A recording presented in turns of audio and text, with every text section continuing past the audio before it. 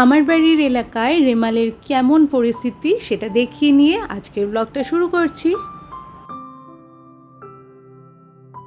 Hello everyone, আশা করি তোমরা সবাই খুব ভালো আছো। আজকের ব্লগটা টাইটেল আর থাম্বনেল দেখে তোমরা নিশ্চয়ই বুঝতে পেরে গেছো ব্লগটা কী নিয়ে হতে চলেছে। এখন বাজে রাত্রি 9টা। এখন থেকে তোমাদেরকে সাথে নিয়ে আজকের ব্লগটা শুরু করছি। আমাদের সবারই ডিনার কমপ্লিট হয়ে গেছে।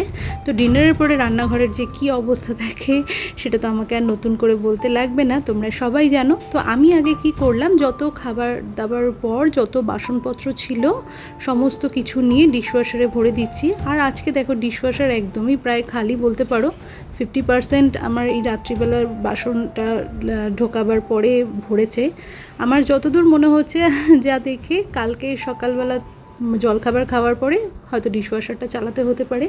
এরকম একাদিন মাঝে মধ্যে হয়েই যায়। প্রত্যেক দিন রাত্রিবেলায় চালাই ঠিকই, কিন্তু রান্নার উপরে ডিপেন্ড করে, জানো তো। কম বেশি রান্নাবান্না হলে বাসনের পরিমাণটাও তো কম বেশি হয়ে যায়, সেই ক্ষেত্রেই ডিশওয়াশারটা ওরকম চালানো হয়।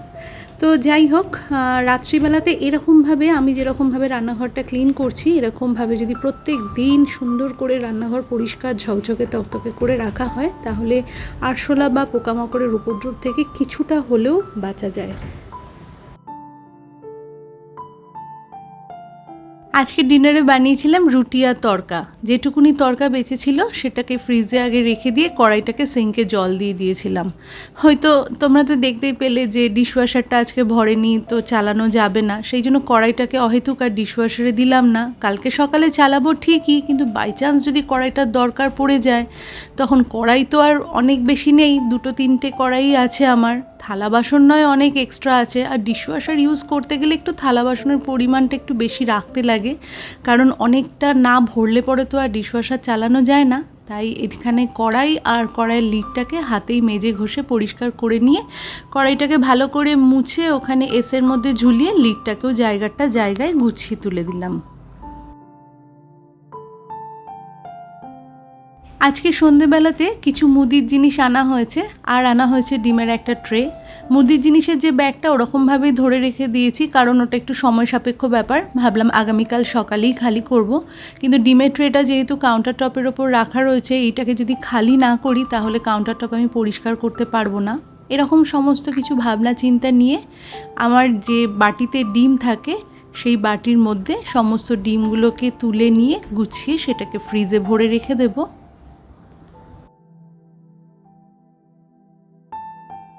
30টা ডিমের একটা ট্রে হয়, তো ডিম রাখার বাটিটা আমার এমনই মাপ মতো হয়েছে। 20টা ডিম ওই বাটিটাতে ধরে, আর 10টা মতো ডিম আমি ফ্রিজের ডোরের এই র্যাকটা আছে সেই র্যাকটার মধ্যে রেখে দিই।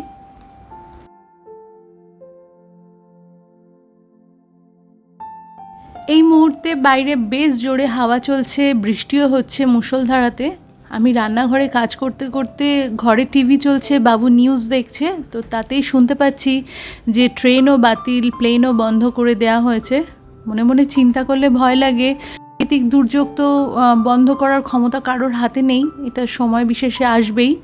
তো এরকম প্রাকৃতিক দুর্যোগের মধ্যে যে যেখানে আছো সবাই যেন ভালো থাকে, কারোর যেন কোনো রকম ক্ষয়ক্ষতি না হয়।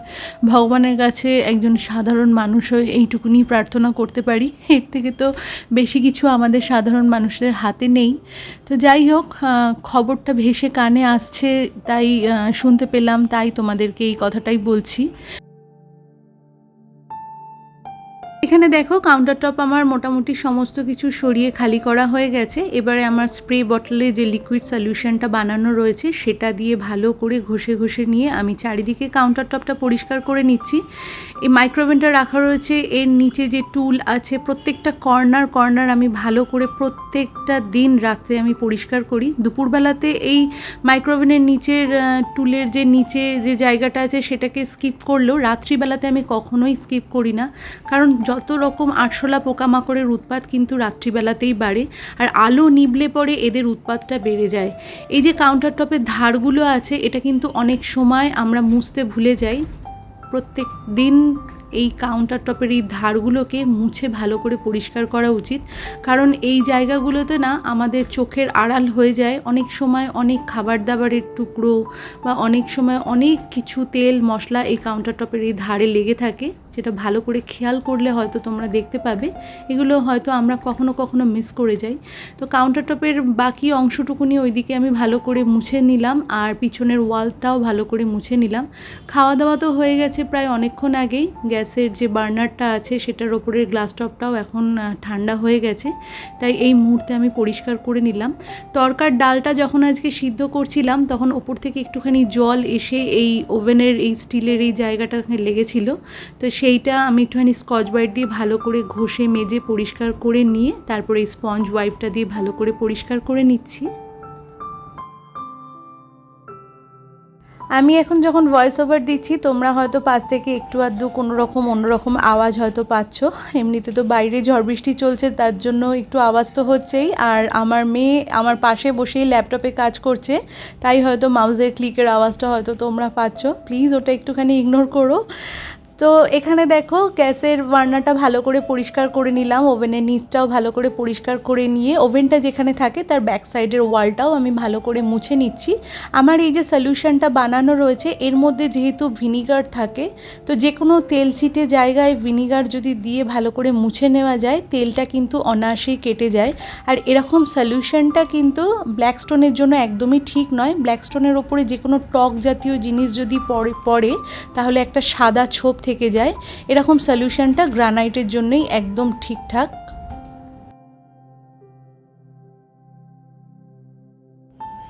তোমরা যে সকল নতুন বন্ধু আছো আর এই মুহূর্তে আমার এই ব্লগটা দেখছো, আমার এই ভিডিওর কোথাও যদি তোমাদের কিছু ভালো লেগে থাকে তাহলে চ্যানেলটি সাবস্ক্রাইব করে আমার পাশে থাকতে পারো।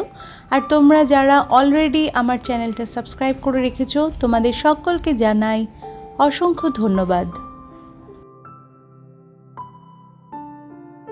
গ্যাসের বার্নারের ডান দিকে মাইক্রোওভেনের একটা এক্সট্রা স্ট্যান্ড আছে, সেটা আমি ইউজ করি না। সেই স্ট্যান্ডটা রেখে দিয়ে তার উপরে আমি রেখে দিই মশলার পাত্র আর নুনের পাত্র। আর স্ট্যান্ডটার নিচে থাকে আমার আটার বাটি, মানে যেখান থেকে প্রত্যেক দিন আমি টিফিন বাটিটা বার করে ওটা থেকে আটার গুঁড়ো নিয়ে রুটি করি, আবার জায়গাটা মুছে নিয়ে জায়গায় রেখে দিই। তো প্রত্যেক দিন রাত্রিবেলাতে আমি সমস্ত কিছু সরিয়ে নিয়ে ওই জায়গাটাও পরিষ্কার করি। এই কর্নারটা এই মুহূর্তে আমি ভালো করে মুছে পরিষ্কার করে নিলাম। আর চপিং বোর্ড আর সামনে একটা কন্টেনার দেখছো, আমি একটা তেলের প্যাকেট কেটেছি, কিন্তু তেলের কন্টেনারটা যেহেতু ডিশওয়াশারে দেওয়া রয়েছে সেই জন্য ওই তেলের প্যাকেটটা সমেত ওই কন্টেনারের মধ্যে রেখে দিয়ে কন্টেনার আর চপিং বোর্ডটা জায়গায় রেখে দিলাম। এবারে চলে এসেছি সিঙ্কে। সিঙ্কটা যখন আমি পরিষ্কার করি তখন কলটাকে ভালো করে মেজে নিই, আশেপাশের ওয়ালগুলো ভালো করে মেজে ঘষে পরিষ্কার করে নিচ্ছি। আরশোলার উপদ্রব থেকে রান্নাঘরকে বাঁচাবার জন্য কিছু উপায় আমি জানতে পেরেছি, তবে সেটা নিয়ে তোমাদের সামনে তুলে ধরার আগে আমি নিজে আগে পরীক্ষা করে দেখব সেটার থেকে সত্যি কোনো রকম কাজ হয় কি না। যদি কাজ হয় তবেই ভিডিওর মাধ্যমে আমি তোমাদের সামনে জিনিসটা তুলে ধরবো। সিঙ্কটা ভালো করে পরিষ্কার করা হয়ে গিয়েছে, আর এখানে স্পঞ্জ ওয়াইপটা, স্টিল উল আর স্কচ ব্রাইটটাও ভালো করে ধুয়ে নিয়ে সাবান দিয়েই ভালো করে ধুয়েছি। ধুয়ে নিয়ে আলাদা আলাদা করে জায়গায় শুকোতে দিয়ে দিলাম। আর সকালবেলাতে এইগুলো ড্রাই হয়ে যাবে। তো সারা দিনে যখন ইউজ হচ্ছে তখন যতটা না শুকনো থাকে সারাটা রাতে অনেকটা বেশি সময় পেয়ে খুব ভালো মতো শুকিয়ে যায়। আর জিনিসগুলো শুকিয়ে গেলে তবেই সেগুলো জার্ম ফ্রি হয়। এমনিতে আমি সপ্তাহে একদিন এগুলোকে গরম জলে সাবান দিয়ে ফুটিয়ে ভালো করে জার্ম ফ্রি করি, সেটা আমি একদিন ব্লগের মাধ্যমে অবশ্যই তোমাদের সাথে শেয়ার করব। আর এই তো আমার কিচেনটা একদম ক্লিন করা হয়ে গেছে। প্রত্যেক দিন ডিনারের পরে আমি এরকমভাবেই রাত্রিবেলাতে কিচেনটাকে পরিষ্কার করে থাকি যাতে পোকামাকড়ের উপদ্রব থেকে বাঁচা যায়। আর সকালবেলা ঘুম থেকে উঠে এরকম পরিষ্কার ঝকঝকে তকতকে রান্নাঘর দেখলে তো সবারই ভালো লাগে, তাই না? তো বন্ধুরা, আজকের ব্লগটা তাহলে আমি এখানেই শেষ করছি। তোমরা ভালো থেকো, সুস্থ থেকো। দেখা হচ্ছে তোমাদের সাথে আমার নেক্সট ব্লগে। ততক্ষণের জন্য টাটা, গুড নাইট।